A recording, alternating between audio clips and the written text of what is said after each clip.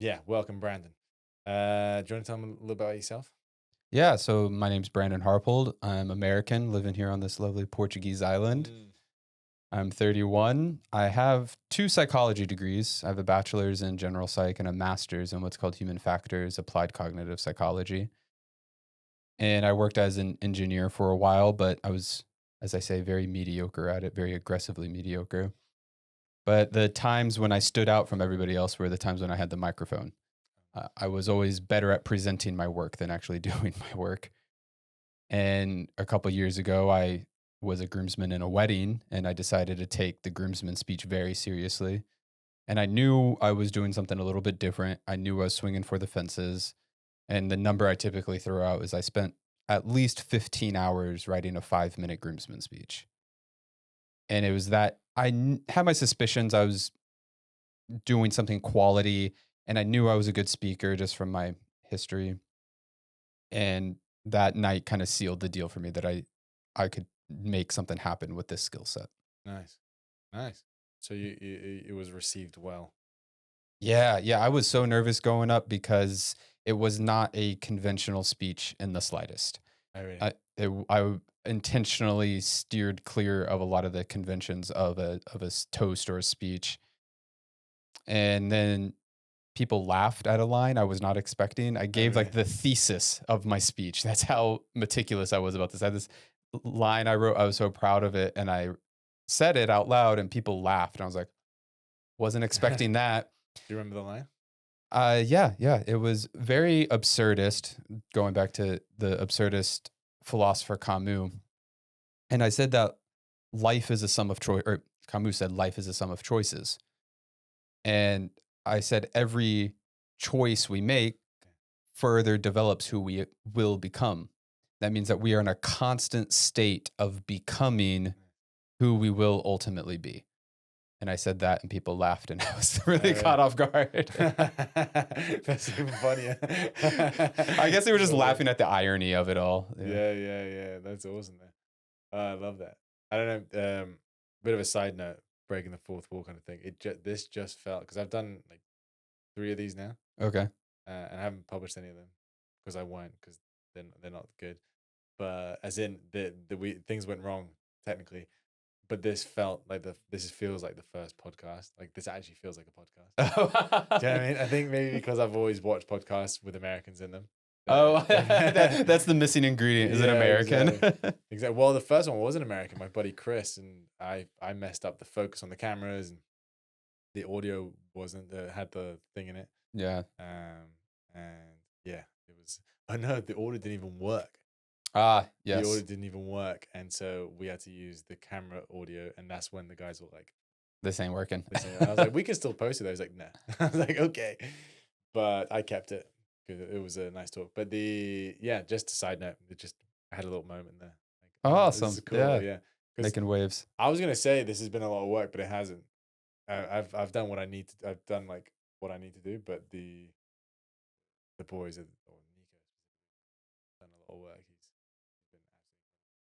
But I love that, dude. I love that. And so my um introduction to your speech, to your public speaking abilities was Ellie's speech, Ellie's birthday Oh, speech. yes, you were there. I wasn't. I missed the speech, but I watched it Oh, back. I know. Yeah, I was dumb. I was late because I was with the dog. okay. I remember you being there. I didn't know. So Yeah, you were yeah. just late and missed I it. missed Okay. yeah, Oh, I missed the speech, but I watched it back the same day or the next day. yeah. And it was great. And I just remember thinking it was I think because I knew you and I don't know, do you ever get the feeling that people watch a movie or watch sport or a theater or whatever, and they're so used to it being the way it is that they completely underestimate what's happening? If they were to experience it, or if they were to get a couple of steps closer, as in know the actors, know the players, plan something similar, play something similar, then they would be like, whoa, that is incredible. What's going on there? Yeah. I think it takes skill in a craft to appreciate the craft to its fullest extent. Oh, there you go. Yeah. So that goes in hand with the psychological phenomenon called the Dunning-Kruger Yeah, I effect. love that. If you've ever heard about that. Yeah, I've heard of it and experienced it and embodied it.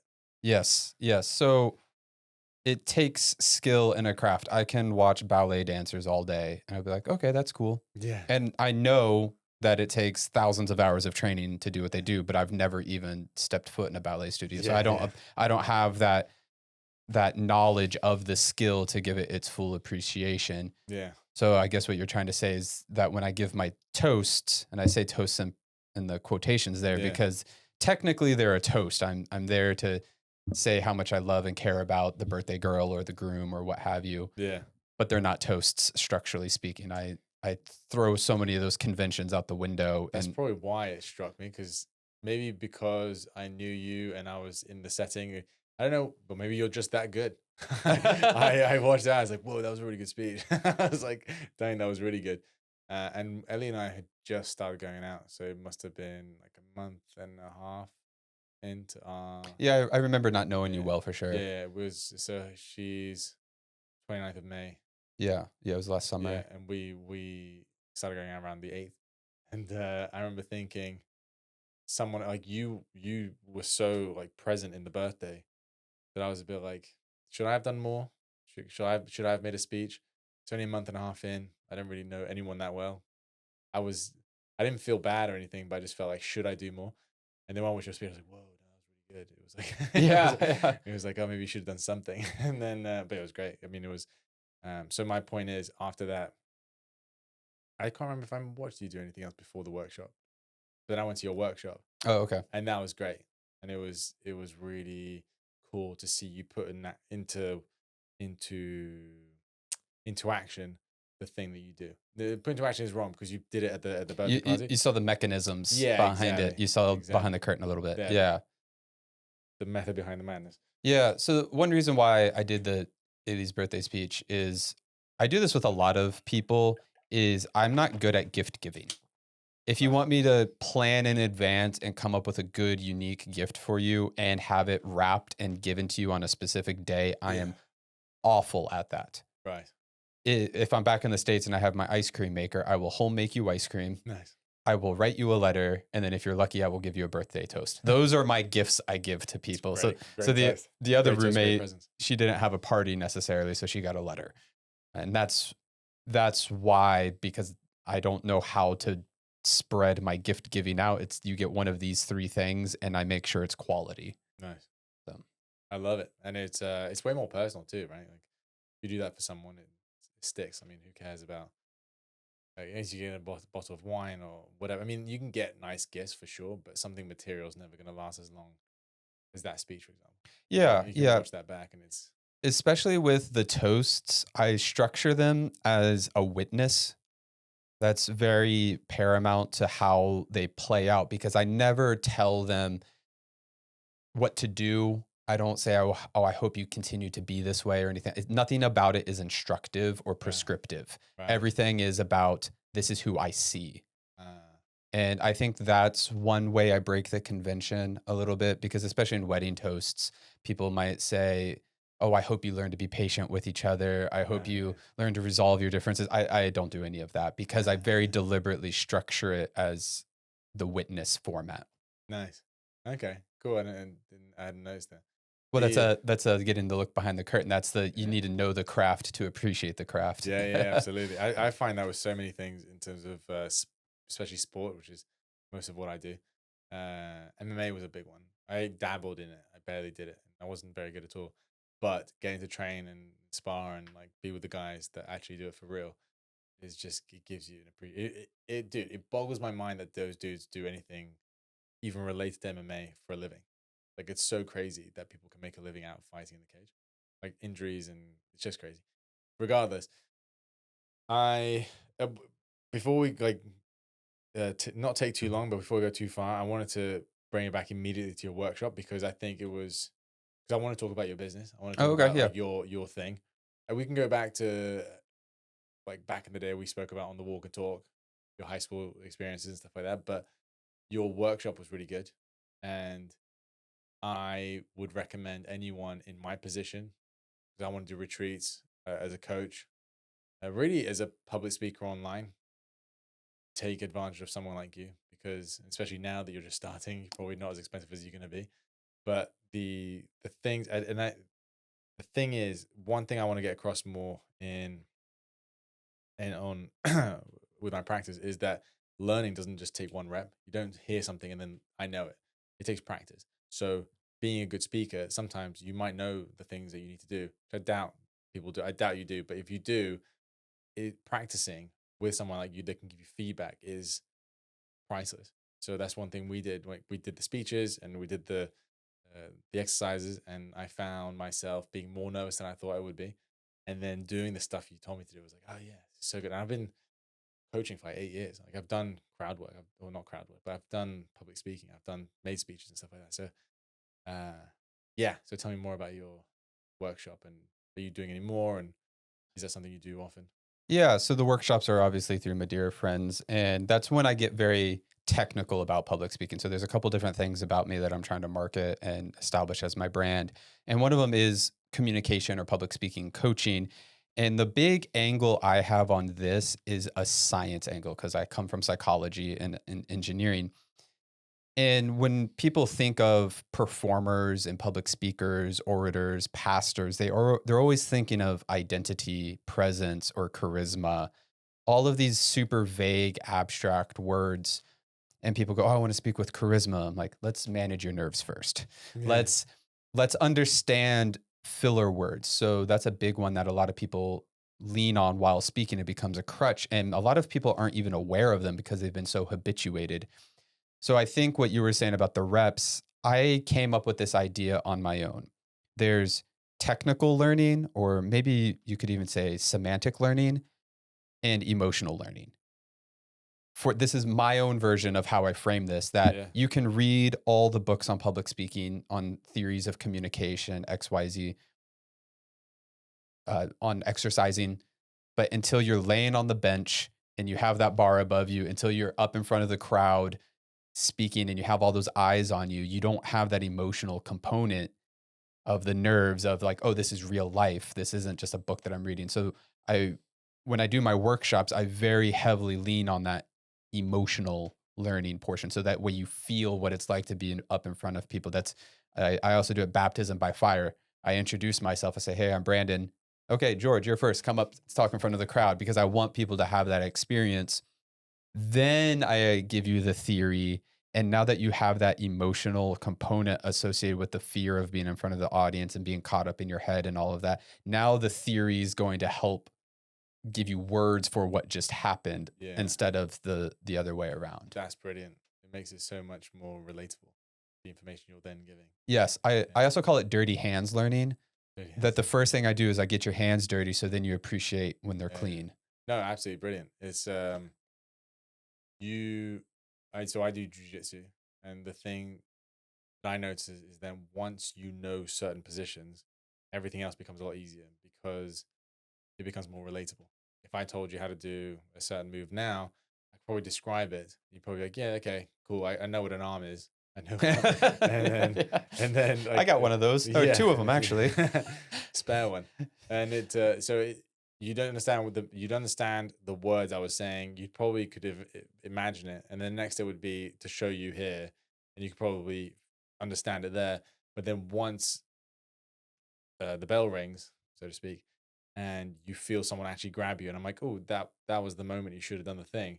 You're like, I had no idea. Yeah. Like I've never been in this situation before. Whereas if I do the thing to you, and then I show you the move, you're like, oh, okay, I know what you mean because you were pulling my head down, so I need to like whatever. Do you know what I mean? Like it just makes it so much more relatable. So what you're saying is price, but I don't think people understand how priceless that is because I taught coaches at one point. I gave them their level 2 and 3 fitness certificates, and I remember telling them, look, read this before the next lesson. And one of the boys was like, well, I thought you were going to teach it. Like I am, but the more you repeat it, the more you'll get it. And if you come having read it, you'll then hear my words in a different way. But it didn't. They didn't accept. They were like, no, you teach us. I'm like, I'm not teaching you shit. You're learning the material, and I'm holding the space for it. Does that make sense? Like Yeah. I can transmit the information better or worse than another teacher, but really you're still the one learning it. So if you do some homework beforehand, like you're saying, if you experience it and then you get the information, it's just going to be that much easier to internalize or to yeah. Right. I'm sure in the MMA, I'm not a fighter at all, but I'm sure once you make the mess up and you get put in some uncomfortable position, Yeah. now you have that operant conditioning of don't want to make that mistake again. Yeah. And that gives you a better appreciation to then recalibrate your focus when the next time there is the lecture theory portion. Now you're much more focused because you have that bad memory of that 100%. uncomfortable position that you want to avoid next time. 100%. It's what I experienced at your workshop. I remember thinking like, wow, I'm more nervous than I thought I was. It made me unfocused. And I remember thinking, not only I was struggling with my words, I was unfocused with the crowd because I hadn't Yeah. spoken to a group of strangers in a while. And everything you said then just clicked. And it made the second and the third go so much more natural. Right. Because I have done enough speaking that I thought I'd be fine. And then when I was up Yeah. there, I was like, holy shit. Well, there's a difference between speaking what we're doing right now because sure this is recorded and other people will watch that and that does spike some amount of nervousness. But there's also when it's live eyeballs on you. That's a Mm, completely different experience. A lot of people don't even have exposure to most of the time. nah. So if it's hard to find these, I publicly speak because sometimes I actively seek them out and I'm trying to nudge my way in. And it's really important that you have those experiences because the nervousness actually affects your brain processing. You are undergoing physiological changes, and what you were saying, you were so unfocused, you're seeing what the audience members are doing. That is a real phenomenon when you're in your sympathetic nervous system. Your blood flows away from your prefrontal cortex, which is your executive functioning part of your brain that also does lexical retrieval. So this is when your mind blanks because if you're nervous, if your sympathetic nervous system is activated, the brain is not flowing there as normally does, and then it's going to the hypothalamus and amygdala, uh, which is the sympathetic portion, which is the threat response. Like reptile shit. So when you're in threat mode, you're actively seeking for any signal that could be the predator attacking you. No So way. that's when you notice the person tapping their hand, you notice the person that just shifted a little bit. And normally we would never notice those things, but the physiology has actively changed so that you can't think of the word you need to say, but you're noticing 14 people fidgeting all of a sudden. That's why I want that dirty hands and I call it emotional learning. That might be a bad word for it, but that's why I frame it that way. So that way you experience that. Then when I say take deep breaths, long exhales, trigger yourself back into the parasympathetic nervous system, there's the scientific physiology of your brain will then go back to your prefrontal cortex, lexical retrieval returns and operates normally. Then you can speak. That's the baseline. Then charisma. Yeah. That's so funny. I didn't know that. That makes so much sense there. Yes. So when people are nervous, job interviews, I don't know, asking the girl out, proposals, wedding vows, they're nervous and then they blank. That's Yeah. that's why. Yeah. Interesting. I feel like the ice bath would help a lot with that because of the threat response aspect to it. And the ice bath, the basic physiology is that your kidneys release adrenaline or Not the kidneys, the adrenal glands, but yeah, above the kidneys. Um, yeah, that's a good point. The adrenal glands release the adrenaline, and then you get also a spike in noradrenaline, right, or norepinephrine. both. Yeah. Yeah. So the goal with ice baths, for me at least, or one of the major things I use with my athletes, is to control the norepinephrine or the noradrenaline whilst the adrenaline is going. So whilst your body's going crazy, your mind can stay calm, and this is what athletes do so well. Like boxers are able to stay. I say boxers because it was the example that was used to explain this to me. But their mind is wanting to go crazy, but they can stay calm whilst their body's super ready to go. So I feel like it's the same thing with that, right? Like you need to be able to control that threat response. Yeah. Yeah. I've heard fighters talk before. I'm not super knowledgeable on it, but they say like, don't get mad. You cannot let yourself get mad. So they're perfectly calm up here, so that way they can maintain that. Presumably, they're maintaining that executive functioning Exactly. because fighting is a very technical, forward thinking. You're not just throwing punches left and right. You're trying to strategize, Yeah, yeah, yeah. presumably. Yeah. Yeah, that makes a lot of sense. And you're also not trying to panic and waste energy. Right, right. Yeah, all the same. Like, regardless, you're right. It does help to stay calm. I mean, my first or second jiu-jitsu tournament, I was so nervous, and I was so nervous. I barely could touch the guy, and then eventually I just kind of did this really clumsy move, and he got me in a choke. But luckily, my ear split, and it started bleeding down my face, Ew. and the medic stopped it and taped me up. But I was so close to being choked out that I started like twitching. So Oh. before you go out, you start twitching. So I was on my hands and knees, start twitching, but I'm breathing, and the guy's like, "You okay?" I'm like, "Okay, it's okay." And then like, I'm good, but my ear's bleeding, so he has to take me up. Gives me a second, gave me time to like recover, and then I actually won the match, but then um, lost the final. But the point is, I was so nervous, and after having that exchange, I was like, "Oh, okay, this is fine now," Yeah. and I was able to restore that kind of cognitive presence, because before that I was kind of like lost in the middle of the mats. But no, that's so interesting, dude. And do you work with any or do you work, or do you want to work with any sports athletes, or mostly with the um public speaking thing, with like speeches and Oh yeah, definitely the speaking side of things.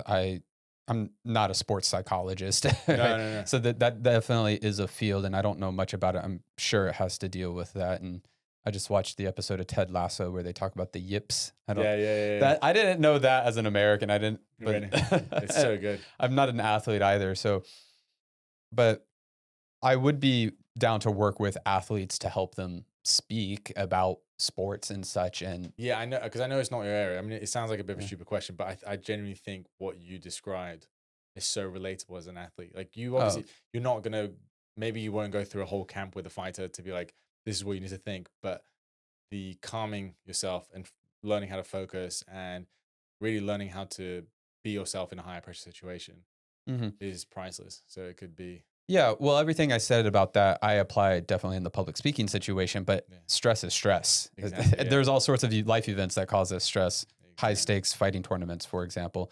So to me, a lot of it would be the same that yeah, you're undergoing a stress response, learn how to manage that. I'm also a big knowledge is power guy. mm, So something about knowing exactly what's happening, I can feel it and I can name it, yeah, and then it loses its yeah, mystique. It's yeah, not spirituality, it's not forces, it's uh, adrenaline and noradrenaline pumping through my system. I got 200 eyeballs on me. Okay. yeah, yeah, exactly, yeah. And Yeah. I was thinking about it, because the question, I didn't prep that question, and it came naturally, and I was wondering, wait a minute, why did you ask that question? Because I think cross training is super important. I used to think it was a weakness as a kid. Like, I always remember thinking that I would feel like I would get better at my sports. Like, I used to do mountain biking, I'd get better at tennis because of mountain biking, mountain bike because of tennis. There were certain things like moving your hips, follow through, whatever, keeping your eye on the ball. And I used to think that's weak. Like, I wanted to be able to get better at the sport by just playing the sport, which is stupid. But as a 11 or 12-year-old, you're like, you are dumb. So, so Yeah. but now anything that can help with your craft is valuable. And that being it, you could teach a fighter or a football player or whatever to public speak. And suddenly that, I mean, they might be great at it, but they might be awful at it. And they might be a huge game changer in their game, because they might just be that much more comfortable in front of a crowd, regardless Yeah. of what they're doing. Yeah, I'm sure it develops if you play a sport and then if you wanted to do the public speaking thing and you're bad at it, and then you have to start at zero. So if you're playing a sport, you're at the professional level, tens of thousands of hours deep into it. Now Yeah. you're starting at zero at something that you're terrible at. So it forces you to confront the fact that you got Yeah. to be a beginner again. And that can apply to anything, cross training sports, right? So you're a mountain biker and then you've never held a tennis racket before, whatever it might be. And maybe that can inspire some amount of humility. Yeah. Maybe it can trigger some amount of focus that you have habituated your craft so highly if you're at the professional level or at some high end level. Now you're starting from scratch and you got to learn all new habits. You got to learn the mechanisms that help you have those habits. Yeah. Yeah. So maybe there's some more basal level psychology going on there. I'm speculating right now, Dude, but 100%. I say it because I used to get the same nerves in a tennis match that I do public speaking. Like being in front of a crowd and having to do my thing in front of a crowd is similar to speaking in front of a crowd. Do you know what I mean? There's still yeah. eyeballs on. Biking, I used to get a bit nervous if I was close to. So back in the day, I don't know if it's changed, to be honest, it's been so long, but you'd qualify, you do the first run, you'd qualify, and then the second run, the fastest guy would go last. So if you were one of the last guys, you knew the crowd down there would be huge. So Okay. like in the main bit, and I remember being nervous as I got older and I got better and I got to go last. I get nervous, but with jujitsu, with tennis, with rugby to a certain extent, but I felt more hidden. You're in front of you're just it's just you there. Like you have nowhere to go. It's not like you're flying past. You're there for an hour or however long the tennis match is, however long the jiu-jitsu match is, you're there doing your thing. In jiu-jitsu, you're like basically in your underwear. Like, and you're Yeah. and you're doing your thing, trying to, keep your ears together. But it's so yeah, I think it'd be, I mean, I don't know. I think there might be better options in terms of sports psychologist, but I would, if I knew, I will, if I, the next athlete that tells me they're nervous, I'd be like, yeah, just go see Brandon. Come to an ice bath and then go see Brandon. Yeah. And then, cause yeah, I think it would be super valuable for sure. But who's your ideal client then? Oh, I don't know. That goes back into how I have about three Yeah. different offerings, so to speak. And one is the technical communication coach, public speaking communication coaching. That's what you did.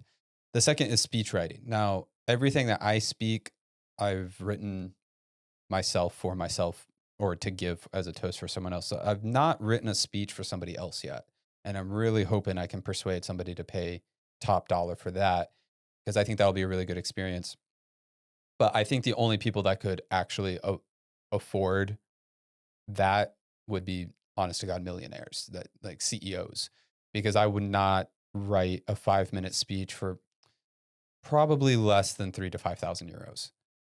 That's the price tag I would put on just writing it. And then if you want me to coach you through it, because especially if I'm writing it for somebody else, all of the speeches I have written, they're deeply personal. I knew Ellie for 6 or 7 months and we went on a lot of hikes together and I got to see her in action. Some of the other ones, I've known these people for years. So I'd have to spend a lot of time interviewing. Right. I would not just interview the person who's giving the talk, interview the toastee, interview parents, best friends. I don't know. Oh, That'd be probably 40 hours minimum worth of interviews before my pen ever touches paper. that's awesome. That's meticulous. Nice. Well, that's because I'm not giving a normal toast. I'm back to the mechanisms. I'm avoiding that. And then the third offering I have, which is something I started launching recently, very intimately tied to my speech writing, is yes, I'm a speaker, but before that, I'm a thinker. I pride myself on having what I think are good quality ideas. And I started a Substack where I'm writing essays now, and they're very similar.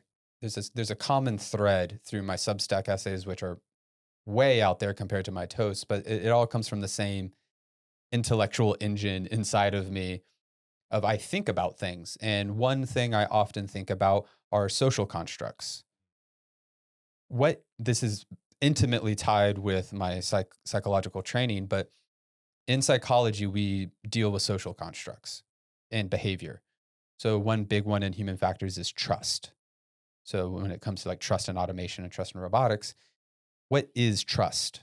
How do you measure trust? So if you're a cartographer, you can measure distance with all sorts of gadgets and you can do US standard or metric system and have some understanding of the distance between point A and point B.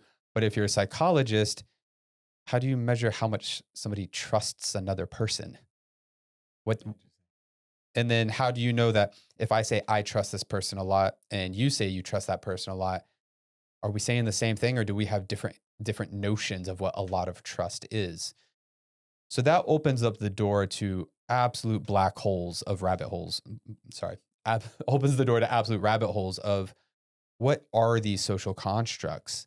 Now, this is where a lot of art and philosophy enters the picture too. So at Ailey's birthday speech, I asked, what is happiness? And then I argue that happiness is built from thousands of small joys. That was the key takeaway from her speech. Yeah, that's really good. Yeah. I think I got that from somebody else. There was some author that wrote a line similar to that, so I used that as the root, and then I added another hers had 2 constructs. I did time, Oh, yeah. because we often measure time linearly. We measure seconds, minutes, hours, days, weeks. Yeah. But then I suggest maybe we can measure time qualitatively. Like, what does it mean to have quality time? Can you measure that? That's what I did. Those 3 offerings all together. Sorry, long-winded answer No, to your it's question. a good answer. It's a good answer. Still thinking about the qualitative timekeeping. Yeah. No, that's a good answer. It's yeah. And what do you prefer? Oh, I love thinking. Yeah, I love the thinking part. That's why I started writing the essays. So that way I can think random ideas and put them out there, and hopefully people like them. I got a couple people reading them now and they like them. We'll see if I can make money on that. So the ideal client would be some artistic leaning multimillionaire that would pay me 5 grand to interview his family for his daughter's wedding. And I write him a 5 minute speech benediction for his daughter. Right. That would be, that would be super cool for me. yeah, epic. Um, does that make you nervous to charge those kind of prices? No, no, because the speech writing is very personal to me. So the communication coaching, that's technical. That I can do that all day on, it's not nothing special.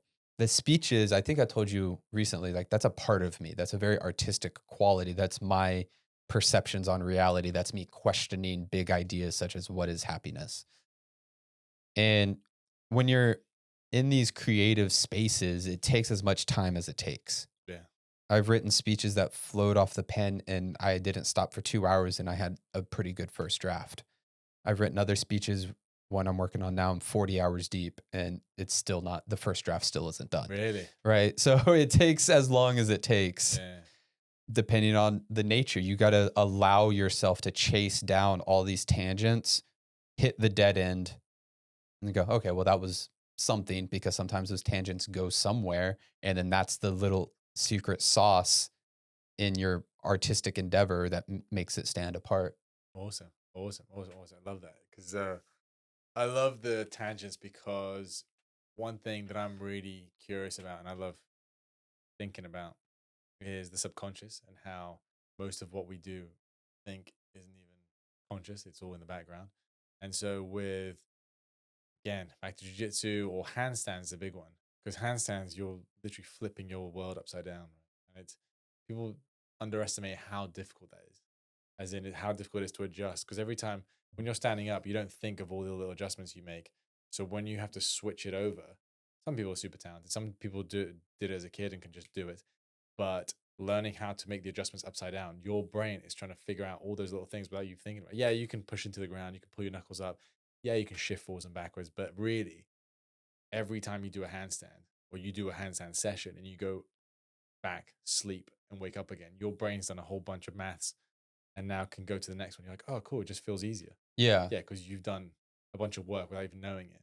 And the same thing with the speech writing. I'm assuming you do a bunch of writing and then 40 hours in, you're like, geez, go to sleep. One day it just clicks. You're like, oh wow, this tangent actually makes a lot of sense now. Or Yeah. Oh, something yeah. else. Because that's a big part of learning and skill acquisition. Mm. When you feel that cognitive friction, that's your brain forming new neural pathways. Oh, nice. And then you got to go sleep.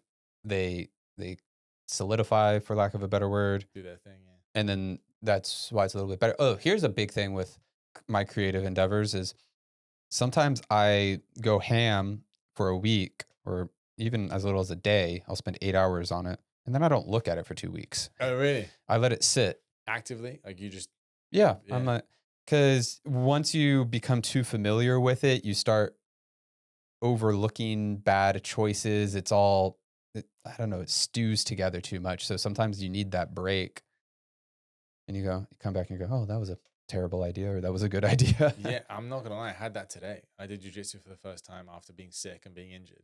Yeah. And yeah, I'm a bit a bit worse for wear from it. But it wasn't, it was a hard session, but I felt really good in it. Like it Yeah. felt like my body was really really, what's it called? It was cooperative. Things Cooperative. were going well. Yeah. And the boys I rolled with are really good, so it was great. But that exact thing, I mean, I haven't done anything for 2 and a bit weeks. I haven't even worked out that much. You'd think I'd be sluggish, slow, disorientated, Yeah. but that time frame actually works quite well. Yeah, I don't know about the anatomy and physiology of it all because what I was doing was much more cognitive based. Mm. But I'm sure there's something about taking good bouts of rest and physical exercise, not just resting the 2 days between lifts, but Mm. I'm sure there must be something about taking 2 weeks off and letting everything settle for a moment. Yeah, so yeah, there's a lot of ground to cover in sports, right? So people need to do a lot of work to get what they need, what they want. So 2 weeks sometimes tough, but off seasons are there for a reason for sure. Yeah. Guys will take multiple a year, or after a camp, they'll take some time off after big games or whatever it is. But yeah, especially, I mean, that's why sleep is so important, right? Oh, yeah. Like there's a LeBron James sleeps like 12 hours a night or something. Why Yeah. he's like 20 years in and he's still decent, right? And I hear he's not doing so well now, but still, he's 20 years in. But yeah, sleep is so important. I know when I lack sleep, it just messes everything up. I I've always been a heavy sleeper. I also have some health issues that I think have made me that. Right. But I was actually on the phone with was it my mom earlier today? And since launched my business, I switched up my work routine, and I try to work every day, at least 2 hours every day, at least. So that includes Sundays, because I get 4 or 5 good cognitive hours of work in a day. Right. That after 4 or 5 hours of writing dense essays or brainstorming or making executive business decisions, I'm absolutely toasted. I don't trust myself to make creative decisions or Yeah. high stakes decisions after 4 or 5 hours. And then I'm much more listless. I'm not focused. I'm swapping between tasks more rapidly and not hitting that deep focus. And for me, if I'm underslept on top of that, holy smokes, I can't do anything right. Working as an engineer taught me I can't show up to work sleepy or hungover because people are talking right past me all the time. Yeah. And then to throw the physical side into it too, I notice when I do any type of back workout, especially deadlifts, I will sleep 2 extra hours that next day. Oh, really? I will sleep my 8 hours and then I will fall asleep during the day for another 2. Your nervous system is, well, thank you for that. Yeah, but it's especially with deadlifts, I am an absolute toast. Dude, it's funny you say that. Maybe we'll watch him. One of my clients, yeah, I can name him Stevie. Our premise, this is, I guess, a little bit like a shameful plug to my coaching, but one of the premises for him training with me is that guys that do jiu-jitsu and MMA and train and want to get bigger, the neural demand, like you're saying from the deadlift, is so intense that you just can't do it. Either get on gear or live like a professional athlete. Gear is steroids. Yeah, But, I inferred yeah, that. okay, good. And then but he's not on steroids and he's not a professional athlete, but he's good. So one of the things we cut out immediately was deadlift, because he was just deadlifts and big squats, because he was just so knackered all the time. Like, yeah, man, you're trying to do 3 full training programs. I said not really, but kind of 3 full training programs in 1 week. That makes sense. Like, you're Yeah. trying to do an MMA thing, a jiu-jitsu thing, and a full training thing, and have a job. And I was like, dude, we need to cut everything down. Yeah. And now it's like way easier because you're getting that much more out of each session. Yeah. But yeah, that makes sense with the deadlifts. Do you easily prioritize sleep? Because I talk the talk, but I don't always walk the walk. And I've actually just made a deal with Ellie saying I need to go to bed sooner. And she, you know what? She's a sweetie, but she was really happy to be like, yeah, we can try and go to bed sooner, because she's usually, I don't think she can do it. no, exactly, that's what I thought. But she said we'll try it, and I do need to sleep more. Yeah. Because I can push through. I think we can all kind of be like, fuck it, I'll just keep on keeping on. Yeah. So here's an interesting health and fitness thing I learned about myself is I mentioned earlier that I have some health issues. So growing up, especially when I was real little, I had a lot of problems: asthmatic, migraines, immune deficiency, just everything. And a lot of it is the immune deficiency. I have an immunoglobulin type A deficient. So Right. Your blood is white blood cells and red blood cells. White blood cells, there's certain classes or groups, A through E, I think, and I don't have type A.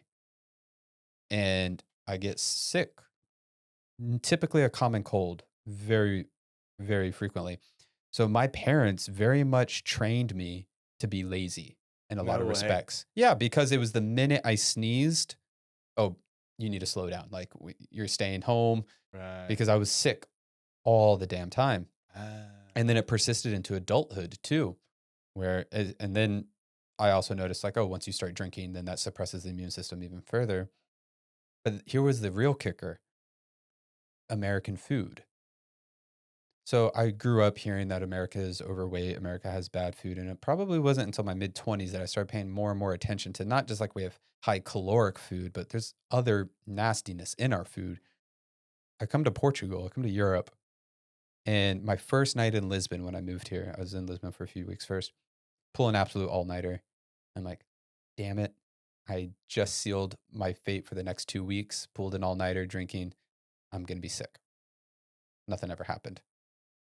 Fast forward to the next weekend. I'm like, I'm taking it easy this weekend because, like I said, my parents trained me to be lazy because the minute I get worn out, I get sick. I made it 6 weeks hanging out with all these nomads at the co-living, pulling all nighters. I come here to Madeira. I pick up dancing, so I'm touching people. I'm face to face with all the ladies dancing, late nights, and I'm not getting sick. No So way. now I'm having to retrain myself to not be so lazy because every time I get tired or a little worn out, I think, oh, I'm going to get Yeah, sick. yeah, yeah, yeah. When in my 2-ish years since I've lived here, I've only gotten sick on Portuguese soil twice, Wow. What which a is, difference. which normally it's 4 to 6 times a year. Whoa. So how does that make you feel? Oh, makes me care a lot more about what I'm putting into my body. That's Yeah, for yeah, yeah. certain. Do you change your habits when you go back to the US now?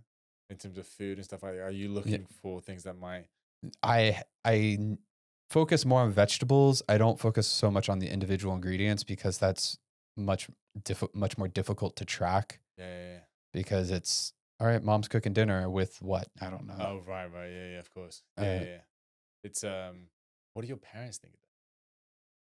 If they have oh, you they really are happy and excited for me because I've pointed that out to them multiple because when I was sick, it's not just Brandon is sick, it's mom's driving me to the doctor's appointments or I'm waking up in the middle of the night coughing or they're not getting sleep. Like their life revolved heavily around making sure I was taken care of with my health concerns. And then I'm a full grown adult still having problems.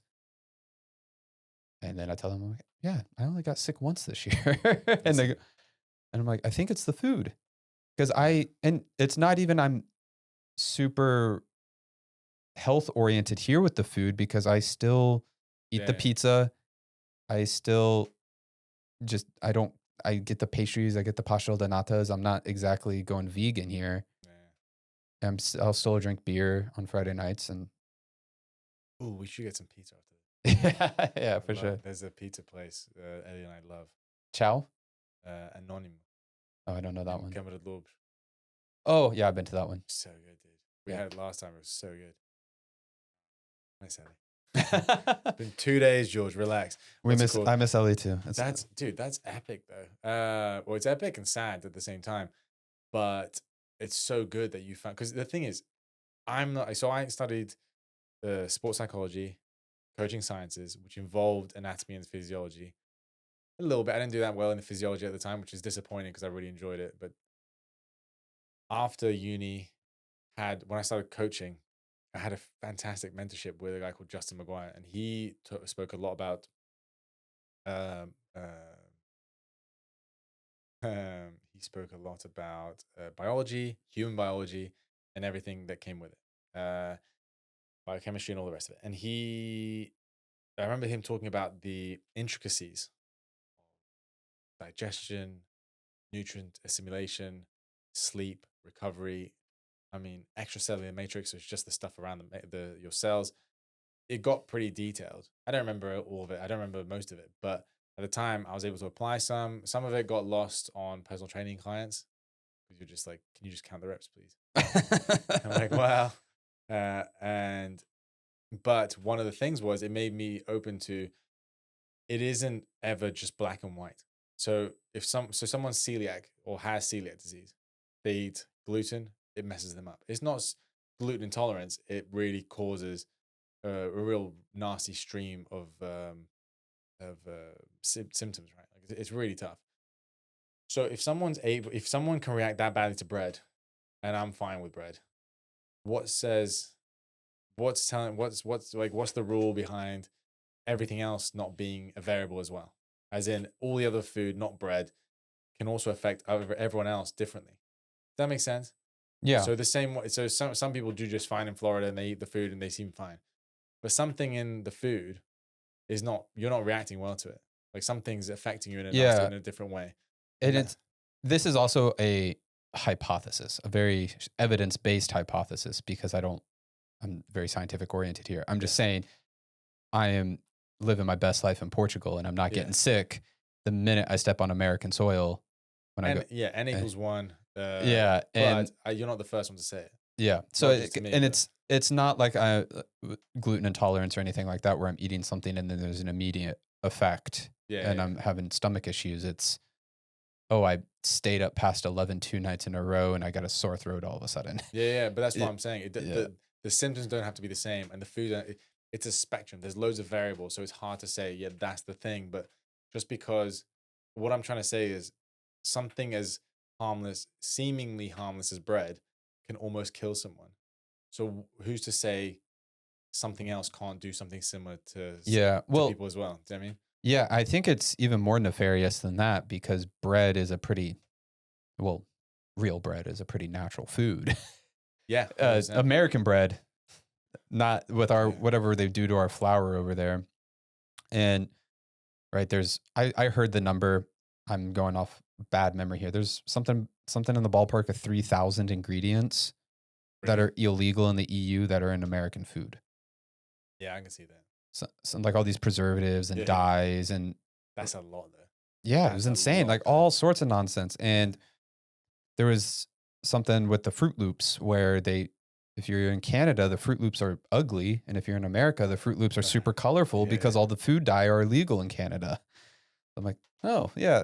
I know it's funny. I love how the pendulum always swings back, and how I saw a guy the other day. He's like, you know what? I just want my Fruit Loops to be shiny, or like I just want them to be bright and colorful. I'm like, and he was trying to make a different point, but he used that example. I thought it was really funny. But it's no, I think that's brutal, dude. But I'm so happy for you. The fact that you could, I really hope the cameras are recording and everything goes to plan because I'm really enjoying this conversation. But it's Good vibes. Good vibes. yeah, but back to your business. Okay. So you have the three parts to it, or the three parts to your service. You're just starting out. It's only been a few months, right? Yeah. And then, how are you finding this starting a business thing? Oh, it's really stressful. Yeah, It's it's not just starting a business for me, it's a career swap or career yeah, change. So I had to go from blazer corporate engineering culture, papers, conferences, and then I'm stepping into this much more personal, brandy, independent work and communication coaching. And it's a completely different ball game out there. And I learned a lot about myself because I was doing the communication coaching. I'm actually not as big on that now because I wanted to focus more on the idea, like the thinking stuff. I realized in pursuit of this that I'm like, oh, I only like knowing how to publicly speak so I can speak interesting ideas to an audience and make them cry. nice. That's what I really like doing. Handy, handy Harry. But it definitely inspires a lot more discipline that when I was the engineer, I would get lost in process, lost in bureaucracy. I'm working with people way smarter than me, way more disciplined, smarter, educated, and they can run Excel circles around me all day long. And it's kind of discouraging when you're in that environment. And then if it gets done today or not, like no one really notices, just kind of like lost in the sauce. And I I was also constantly constrained by I was the branch of psychology. I'm in human factors engineering. A key word there is human. You got to have humans for human factors, and Mm. that's everything about human factors is based on having humans to to interview, to talk to test, Helps. and how frequently that was denied. Oh, really? Yeah, because it's hard. Doctors, I worked in healthcare for the past 2 years, and doctors are busy, so it's hard to get the humans. Yeah, yeah, The, yeah, it's also very similar to UX research for anybody else listening. And then I step into this personal thing. It's like, well, if I don't do it today, I just have to do it to tomorrow, and then that puts me a day further away from my goals, yeah. Mm. and I'm not getting paid. And the it's only me. It's I have to make this happen, not so that inspires the discipline, but it also inspires the fulfillment that this is my baby. I make the calls. I am in charge of this. So often in the corporate culture, you have an idea, and by the time that idea is actualized, goes through peer review edits, and anything can happen to it. You look at it and it's like, this isn't my baby anymore. So one big reason why I made this jump was when I would write the speeches, that was all me. I did not have anybody peer review that. That's my speech that I wrote for my friend, and people cried listening to it, and people told me that they really that it means something to them. I'm like, okay, Mm. so I take a lot more pride in it. I take a lot more ownership over it because I often say you need to find the thing you're not good at, but you're better than everyone else at. Like, what's the thing you're better than not in an arrogant sense, but just whatever cards life dealt you, what is something that you are better than everybody else? And to me, this is what I think it is. So that gives me the confidence to because I'm not with the PhDs with 30 years experience on me talking circles. They're better than me at engineering. This is the thing that very few I think can hold the candle to me No, on. Yeah. awesome. I love that. Yeah. What a feeling. Do you mind if we start closing it up? Like, Oh, of so course. closing shop, but also I have three questions I usually ask. Yeah, for Well, sure. I will start asking guests, which is which actually they're more relevant to you than I thought they'd be. But it's basic trainer bro stuff. Just one piece of nutrition advice you give people that helps you, found have helped you, because this applies to everyone, right? If everyone takes care of their nutrition, their exercise, and then their lifestyle, they'll just be happier, more productive, better people. So one piece of nutrition advice, one piece of exercise advice, one piece of lifestyle advice that's carried you over and has helped you the Oh, most. okay. All right. Well, I'm not a nutritionist or a Don't super know. fit. I work out Caveat. though. So this is going to sound really weird because I don't like cooking all that much. I don't like spending time making meals, but I definitely want my nutrients. Yeah. So the hack I have Yes. is I just buy frozen green beans, and every morning pour some frozen green beans into a bowl, microwave them for 90 seconds, and that's breakfast or part of No breakfast. way. Really? That That works. that way I can get all of the nutrients, especially the fiber from green beans, Oh, nice. and it's easy. I'm not trying to make some quinoa bowl with the perfectly colored Yeah, yeah, yeah. vegetables and fruits all But mixed that in. bit it gives you a bunch already. Yeah, just as I said, I don't necessarily like cooking, especially being a single guy for so long, living by myself. It's just a lot of dishes. Yeah, yeah, yeah. So I made it easy. I Nice. want the new. I want Love the that. Yeah. yeah. Well, if it works, it works, and that's awesome. I love those little hacks people build up to make sure they're staying on track or they're keeping up with their nutrition. But yeah, that's awesome because it's with yours. It was the question I thought was so pertinent also because of the transition to Portugal. Yeah. Like it just I mean, just keeping an eye on nutrition and like trying different things is probably a good piece of to think about because it's like obviously it's made such a difference with you. Again, this is not nutrition advice, and it's not to say that America has just bad food or Portugal has the best food, but it seems to have worked for him. So Yeah. uh, Yeah. Nice it's caveats on yeah, yeah, covering our ass. yeah. But yeah, so I think it's worth mentioning that just paying attention to your food and making sure that the sources are good, sources like where you get it from is good, Mm, and maybe trying different things to make sure because you might be drowsy because I had it with eggs. I can't eat eggs. really? Yeah, I get really lethargic and yeah, it's weird. I don't know Okay. why. But it's one of those things. Again, I'm not celiac, but this thing with eggs doesn't seem to agree with me. Yeah.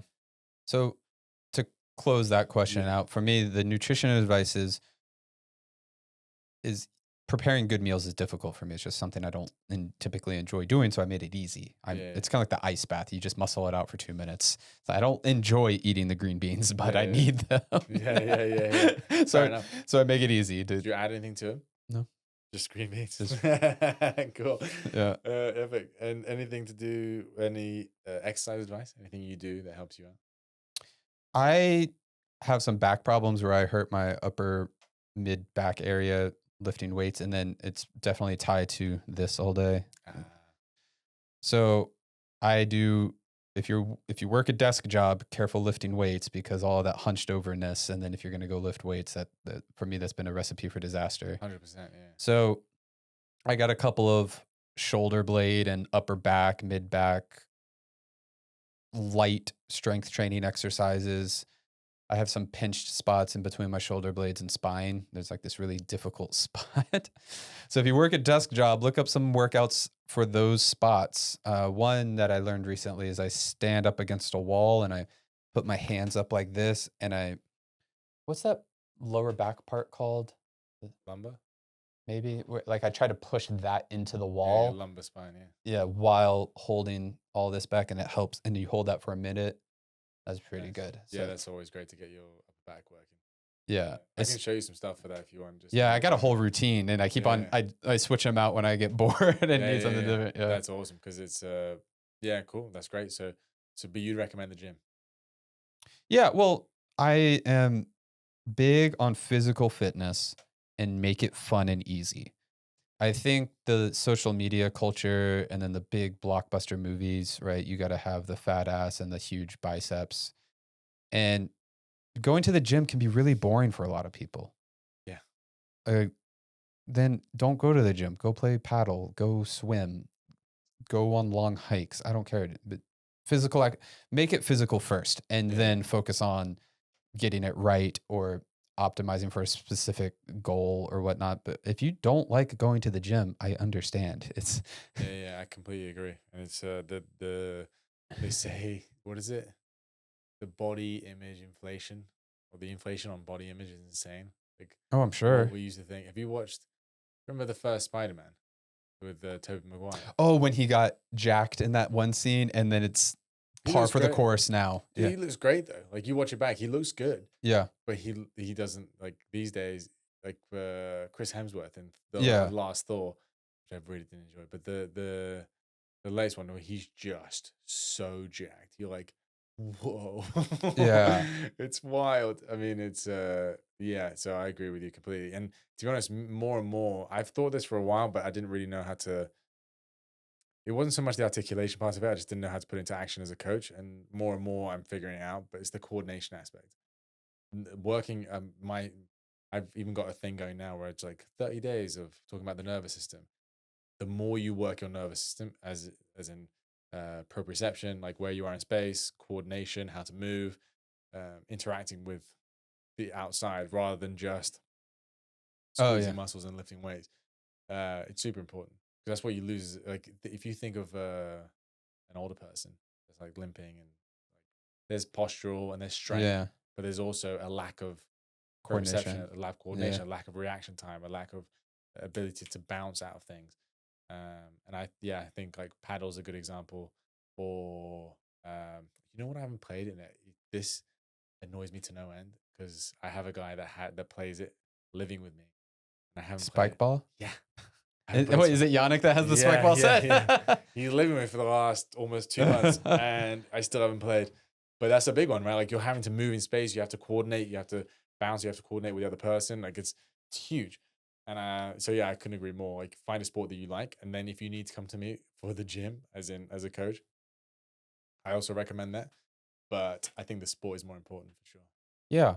Yeah. Yoga, Pilates, the sports on the beach with friends. The bar in America, at least, is so low. Wow. I I'm really big on simplify because I think when people think of the gym, oh, you got to have the gym outfit, you got to have the good shoes, you got to know exactly what you're doing. Especially in the gym, you do want to know what you're doing because you don't want to hurt yourself. Mm. Well, then simplify. Don't like. buy some running shoes, and then go running 5K 3 times a week. Dude, yeah, and yeah, 100%. And there's like really simple aerobic tests where you can test your VO2 max. Just there's one where Oh, you step up and down on a step on like those Reebok yeah. steps, they used to do aerobics on.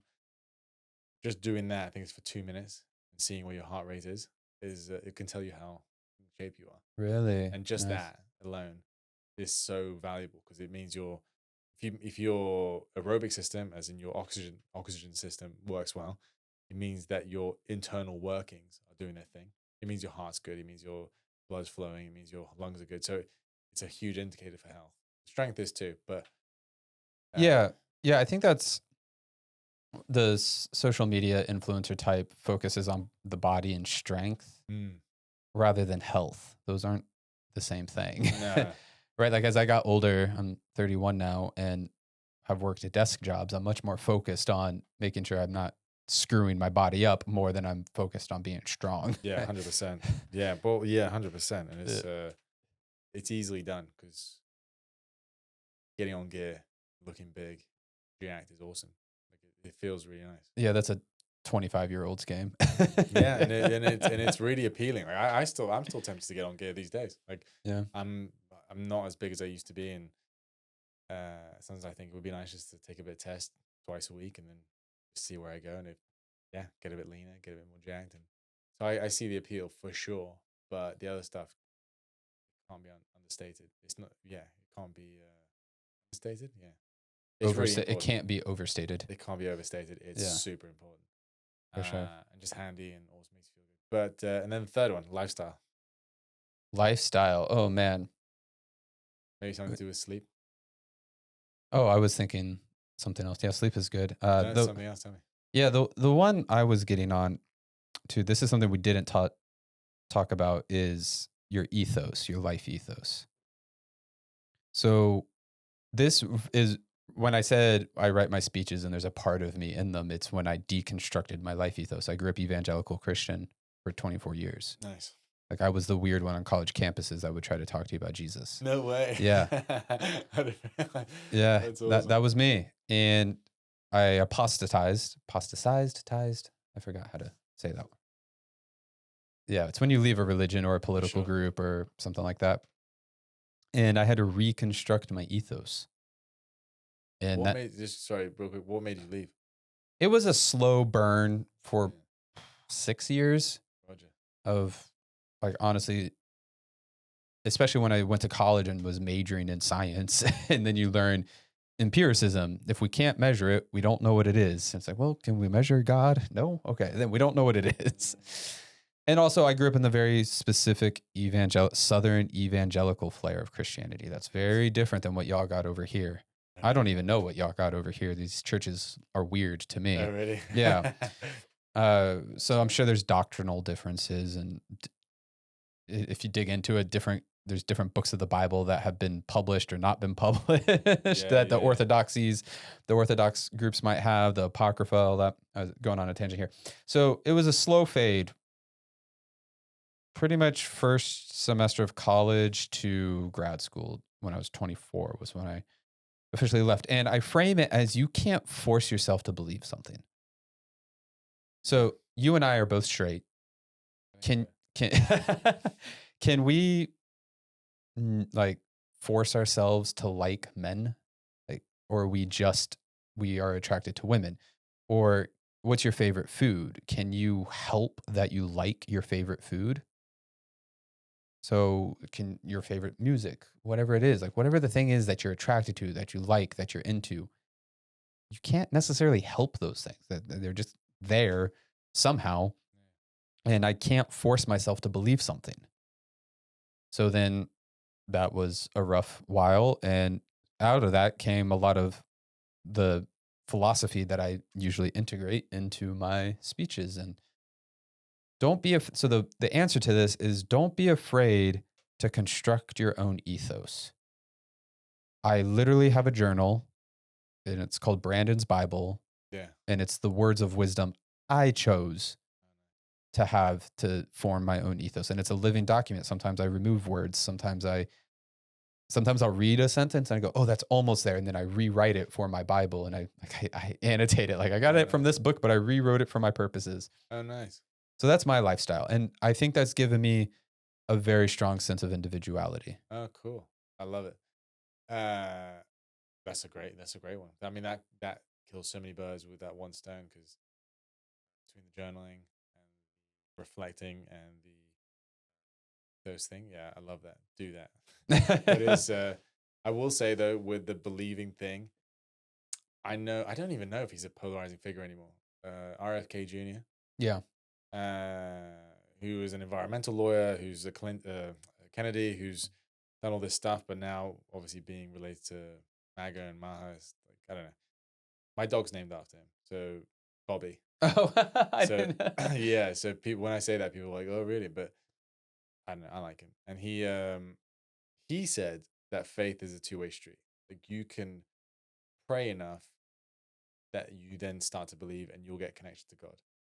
My take on that, and it is a very uh, rookie take, or it's a beginner's take because my faith has only developed in the last year or so, and I will consider myself Christian and believe in God and all this stuff, but I don't really care what happens in churches. I don't really care about going to church. I don't really care what other people do.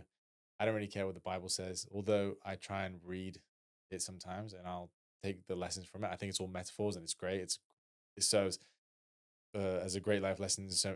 It has so many great life lessons in so many ways. But I found it to be more and more an internal relationship with myself. That subconscious thing we spoke about. I feel like me putting energy out and praying every morning feeds that thing, and it creates a nicer little environment inside here. And like the relationship with God is me and him, or me and them, me and her, whatever. Like me and God have our own thing going, and I find more and more that it's an internal internal thing that I need to work on. The more I feed it, the more my internal world is like nicer and easier to work in, so to speak. But whether that feeds into the outside, then yeah, maybe. But I don't. Again, it's a beginner's thing, right? I still have a few years to figure this one out, but I think you could talk yourself into kind of believing, if that makes sense. Because Oh, I see what you're saying. Yeah. there's nothing really to believe in. It's all me. Does that make sense? I'm just creating a better relationship with myself and my subconscious. Okay. Does I that make understand sense? that bit. Yes. Where because I'm not Yeah. actually talking to a guy in the sky. I'm Yeah. talking. I'm Yeah. putting energy out there that I feel like feeds my subconscious. Yeah. Now we're getting into the metaphysics of what God Yeah, is. exactly. Yeah, So yeah. what you just said, a guy in the sky, that's an interpretation called a demiurge. Yeah. I didn't know the word demiurge, but the Yeah. interpretation aspect. And then there's other interpretations of God that more like I don't even know what the word is, something about God is existence itself. Right. I don't know if you've ever seen that Pete Holmes bit where he talks about Yeah, I God. love that. The Yeah. band manager, isn't it? Yeah, AC/DC yeah, is what's his name? forget it. Barry It's the blanket. something. Yeah, God is the blanket we put over the mystery to give it shape. That's right. Yeah. That's such a good quote. I was Yeah, thinking but that's exactly it. Yeah, yeah. that guy was I looked him up. I think he was a legit theologian. So Oh, really? to credit him as the band manager of AC/DC, not incorrect, but also very incomplete. Fair enough. I didn't realize. But it's yeah, I think Barry I've Taylor, that's that guy's name. Barry Taylor. Yeah, yeah. I've got a friend that absolutely hates religion and he thinks it's so funny and ridiculous. And I've actually asked him to chill because it's it's people's life we're talking about. It's people will have that as their foundation and he just shits all over it, which is fine. Like it's none of my business. But his thing is like there's obviously not a man in the sky. And I'm like, there didn't have to be. I think probably Jordan Peterson, someone said about how metaphorical the Bible is. And if you take it all as metaphors, there is a super solid life lesson for all of us. If you just take the stories as, Yeah, I remember I read 12 Rules for Life, and yeah, like it's been probably 2 or 3 years now. And what my key takeaway was, it was kind of supplanting or combining consciousness with God. yeah, That if we frame it through an evolutionary lens, at some point humans evolved into something resembling who we are today, and we were able to override instinct. That at some basal level, the geniuses of the time, we have no idea who they were, said, "Oh, wait a minute, we don't have to live like this. We don't have to run on this instinctualness as heavily." And I think that's where a lot of the ideas he had for like the metaphor and of what God is, and that, oh, here's a good idea. Let's not sleep around because that creates a lot of offspring that we can't care for, right? So Yeah. that's a very instinctual drive, and then some religion comes along and says maybe that's not such a great idea. That's we're overriding our evolutionary instinct, Yeah. or let's not eat all of our food all here. Let's save some for later, and let's have some sort of symbology of how hard it is to have the food and then to sacrifice it, whatever he was getting on there. So those were some interesting interpretations of what the metaphysical attributes of God. What was the word you used? Instead of a metaphor, we picture the man in the sky. Oh, a demiurge. Demiurge. I don't know a lot about that, but that is a philosophical description of different types or different conceptualizations of Right, gods. right. Because Yeah. the other one is, I hear this a lot, and I don't hear that much, but I've heard it a few times recently, where people like refer to you shall only revere one God, me, the one true God. And he's like, it doesn't really matter the God. It's more about not going down any other roads where you look up to money or girls or whatever it is, like sex or money or food or whatever you revere as the thing that you chase all the time. Yeah. It has to be God, because that thing is going to take you down the path of that you're describing, like not having a bunch of kids, not being able to take care of them, not killing anyone, not Yeah. stealing money, not whatever. Like God is the only thing that we can all refer to and be like, yeah, that thing is pretty reliably good. Whereas everything else is like, yeah, you can like sex. Obviously, we all do, and like we can all like food. But if you start making that thing your God, it usually doesn't end up well. Yeah, it doesn't end up so well. No, no. So it's Yeah. yeah, I love that part of it. I love that part of that talk, but because I've also had a handful of people that are religious really disappoint me. I'm like, you know what? I'm not really going to do that thing. I'm not going to go do the thing where we talk together about the thing. I'm going to do my thing. Be grateful for what I have, and then try and be nice. But it's I get how churches happen. Like if we start talking more about this, we should get up. We should meet up every Sunday. Yeah. I've got another friend that wants to talk about this kind of stuff too, and we can read a little bit we've written, and then let's get some more people in, and then you know what, I'm bringing snacks, and you guys pay me a little bit. Cool, let's put some money Yeah. together, and then suddenly we have a church. Yeah, even though I left the church, I definitely see a historic need for them. That as humans, religion is kind of our first steps into philosophy and into science. Yeah, Just as awful as it is by our standards, some of the stories, if you interpret them literally or not, that some like they couldn't read. Imagine this: there were humans walking around before there was spoken language. So there were humans like you and me that did not have a spoken language at all, right? So what are they doing? Like how do they, and they're conscious, they know, so how do you communicate? How do you get by? And then over time, I'm sure that developing some sort of cult type thing or religious type thing of like this is how we should live yeah, to yeah, override those instincts, and here's how we can get through this together. I see that, oh yeah, that historically makes a lot of yeah, sense. yeah. Well, communication is also like, isn't it like 80% non-verbal? So like, Oh, fun fact. That is a big time misquoted study. is it Big time. really? Yeah, 2 studies. I'm gonna double down on this one. So here, let me dig into this. This is interesting. Yeah. Guy named Marabian. I think that's a Persian name, maybe? I'm just kidding. He released 2 studies. And what he did was he would give conflicting signals. So somebody would smile and say, I'm sad. Oh. Okay. Which one did you believe? Did you believe my face or The did sad. Yeah. you believe the words? Oh, sorry. Well, your eyes look kind of dead, so it looked really creepy. Anyway, and then the other condition was I see what you mean. I see it what you mean. would be I'm sad. Right. So I'm saying I'm sad, but with the inflection that I'm Yeah, happy, yeah, and then yeah. I'm sad. That was where those numbers started, was that people more likely believed the facial expression Yeah. and believed the tone of voice before they believed what was actually being said. I see. So it's that when there were conflicting communication signals, they tended to opt for the body language, Right. not that communication is. But that's fair, no? But if someone, Well, to say that communication is whatever the number is, 93% some oh, nonverbal. really that high? Oh, what there was a split because there's 3 categories and then the 2 nonverbal categories mixed together make the 80 or 90 number, whatever it might be. Right. But to say 80% or whatever amount of communication is nonverbal, back to my favorite word, how do you measure that? How do you measure Yeah. communication?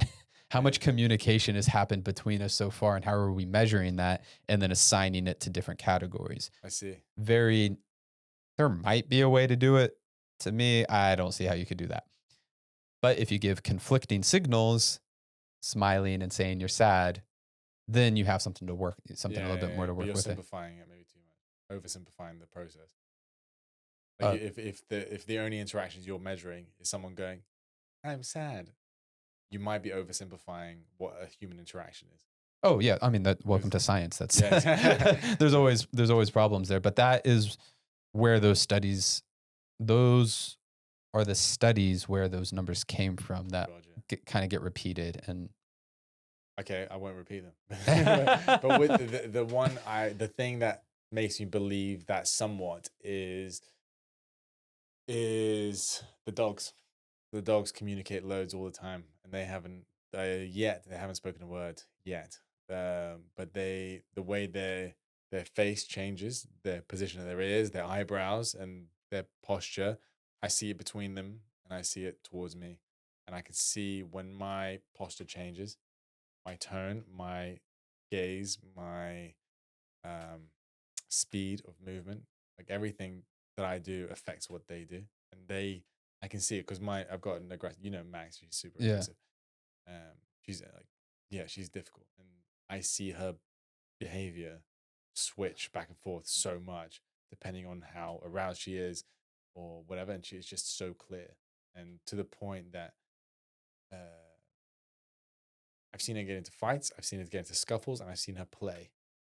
And when she plays, people are like, "Oh my god, she's getting in a fight with Bobby." Like, nope, she's just playing. You can see because she's not grabbing him as much. She sometimes does grab him, but it's the intent, it's the intensity, it's this whole thing. There's so much communication between the two that's happening. Even like with jujitsu and stuff, there's so much stuff happening. It looks terrible, but it's fine. And then when they get into an actual fight or when she's trying to kill something, it's the intensity is just absurd. And suddenly there's no faff. It's very direct. And that's what I mean. That's why I think there is a bunch of communication to be had without words because you can just tell there's so much. Oh, I mean, sure, their communication can happen non-verbally. Yeah. The problem is the numbers that they attribute it to the study, and that's not what the study I won't said. quote it again, trust me. I promise I won't. But Well, if why you're, did we bring that up? Why did I bring that up? 80%. I said it's something about we were talking about religion, and then we went on a digression. But yeah, it's I think it's a great point, dude. With your public speaking, like when you're up there's so much going on. Yes, the words you're saying they're hearing, but the way you're holding yourself and what's happening is so important, right? Oh yeah. Cool. Do you have anything else you want to say? Plug anything? Yeah. If anybody is interested in my ideas in public speaking, I have several things going on. If you want communication coaching, I can do that. If you want speech writing, if you happen to be one of those multimillionaire CEOs that wants to do it. Pay me lots of money to write your daughter's wedding speech, I can do that.